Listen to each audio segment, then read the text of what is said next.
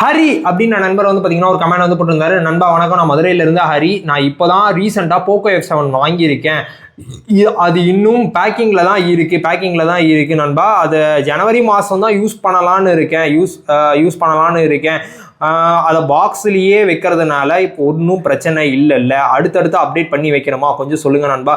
இதை பாக்ஸ்லேயே ஒரு 5 மாதம் இருக்கிறதுனால ஒரு பிரச்சனையும் இல்லை பிரச்சனை இருக்குன்னா சொல்லுங்க அப்படின்ற மாதிரி வந்து கேட்டிருக்காரு.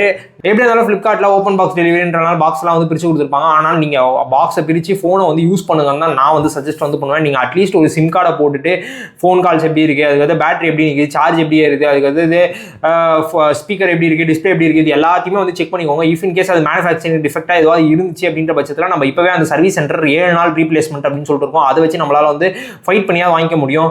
நீங்கள் இப்போ வாங்கிட்டு நான் அடுத்து ஒரு 15 நாள் கழிச்சு யூஸ் பண்ண போகிறேன், நீங்கள் சொல்கிறது வந்து 15 நாள் கூட இல்லை, கிட்டத்தட்ட இப்போ தான் நம்ம ஜூலையில் இருக்கோம், நீங்கள் ஜனவரி மாதம் தான் யூஸ் பண்ண போகிறேன் அப்படின்ற வரைக்கும் அது வரைக்கும் நீங்கள் பாக்ஸ்லேயே வச்சிருப்பீங்களா அப்படின்னு சொல்லி கேட்டிங்கன்னா எனக்கு தெரிஞ்சு வச்சுக்காதீங்க. ஏன்னா பேட்டரியும் டிகிரேட் ஆகும். அதுக்கடுத்து அது மட்டும் இல்லாமல் வந்து பார்த்தீங்கன்னா அப்பப்போ எடுத்து ஃபோனை வந்து சார்ஜ் போட்டு யூஸ் பண்ணி பார்த்துட்டு வைங்க. உங்களுக்கு நீங்கள் ஃபோன்லேருந்தே கொஞ்சம் தள்ளி இருக்கணும், எனக்கு எக்ஸாம்லாம் இருக்குன்னு அதனால தான் நான் இது பண்ணியிருக்கேன் அப்படின்னு நினச்சிங்கன்னா கூட நல்ல விஷயம் தான். நீங்கள் வந்து என்னென்னா மாதத்துக்கு ஒரு தடவை அந்த ஃபோனை எடுத்து சார்ஜ் பண்ணிவிட்டு அதுக்கு அடுத்தது வந்து பார்த்தீங்கன்னா ஃபுல் சார்ஜ் பண்ணி முடிச்சுட்டு ஆஃப் பண்ணிவிட்டு நீங்கள் வந்து எடுத்து வச்சுக்கோங்க. அந்த ஒரு நாள் கரெக்டாக அந்த ஒரு நாள் எப்படி இருந்தாலும் அது ஒரு 90 வாட்ஸ் ஃபாஸ்ட் சார்ஜிங், சீக்கிரமாகவும் ஃபாஸ்ட் சார்ஜ் ஆகிடும். ஸோ ஆன் பண்ணி மட்டும் செக் பண்ணிவிட்டு இது பண்ணிக்கோங்க. இப்போது சிம் கார்டு அதெல்லாம் போட்டு செக் பண்ணிக்கோங்க. கால்ஸ்லாம் எப்படி இருக்குது, ஒரு நாள் 2 நாள் மட்டும் யூஸ் பண்ணி பார்த்துட்டு எல்லாமே ஓகே அப்படின்னா செக் பண்ணி பாருங்கள்.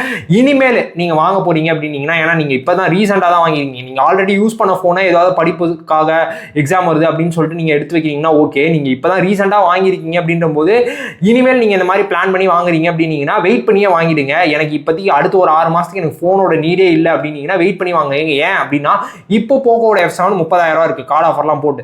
இதே ஜனவரி மாதம் இதை விட ஒரு 3,000 4,000 கம்மியாக இருந்துச்சுன்னா நம்மளுக்கு தான் லாபம். ஸோ அதனால நீங்க அந்த விஷயத்தையும் வந்து இனிமேல் நீங்க பிளான் பண்ணி வாங்க போறீங்க அப்படின்னீங்கன்னா அதையும் வந்து மைண்ட் செட்ல வந்து வச்சுக்கோங்க.